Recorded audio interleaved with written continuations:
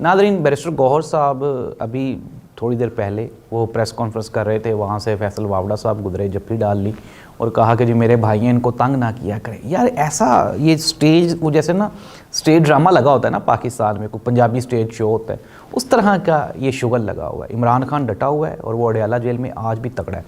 पाकिस्तान तहरीक इंसाफ ने सड़कों के बाद कौमी असम्बली का महाज संभाल लिया और आज कौमी असम्बली में बैरिस्टर गौहर और शेर अफजल मरवत ने हुकूमत की जो बैंड बजाई है, उसके बाद मेरा नहीं ख्याल कि इनके पास कोई इखलाकी जवाब रहता है कि ये पाकिस्तान तहरीक इंसाफ को कहें कि आएँ और हमारे साथ बात करें। शेर अफजल मरवत ने कहा कि 26 नवंबर की लाशें अभी तक हम लोग उठा रहे हैं। बैरिस्टर गौहर ने कहा कि लोगों की माओं, बहनों, बेटियों, बेचारी माएँ जो हैं वो अपनी औलाद से महरूम हुई हैं, बीवियाँ अपने शोरों से महरूम हुई हैं।